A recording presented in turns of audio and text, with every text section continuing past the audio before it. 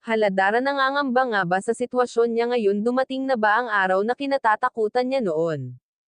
Magkakatotoo na ba ito? Bago ko ipagpatuloy ang maiksing reaction video na ito, hiling ko lang na patapusin ang panonood nito para malaman ang nilalaman nito, at kung bago ka pa lang sa munting channel na ito, paki-subscribe para lagi kang updated sa video ng mga kalingap. At pakisuportahan natin ang ama ng kalingap na si Val Santos, matubang Ate Edna Vlog at si Kalingap Rab. Isang mapagpalang araw sa inyong lahat mga kalingap, at shoutout nga pala sa patuloy na sumusuporta sa aking YouTube channel, lalong-lalo na sa mga viewers natin na walang sawang nanonood at sumusuporta. Maraming salamat.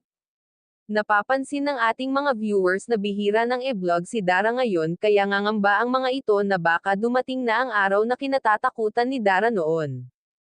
Kung maaalala natin ang nakaraan, noong tapos na ang bahay ni Dara ay umiyak ito kay Kalingap Rab dahil baka hindi na daw siya mag-e-vlog dahil tapos na ang bahay niya. Nangako noon si Kalingap Rab na kahit papaano ay dadalawin pa rin siya ng mga kalingap, at may sinabi si Kuya Rab na hanggang sa makatapos siya ng pag-aaral ay hindi siya nito pababayaan. Hindi naman napapabayaan si Dara, kahit papaano ay na-vlog parent siya nito, kaso lang ay busy si Kalingap Rab ngayon dahil mas dumadami na ang Kalingap Angels, kaya marami na rin siyang pinupuntahan at tinutulungan. Hindi katulad noon na konti lang sila, halos 5 piraso lang sila.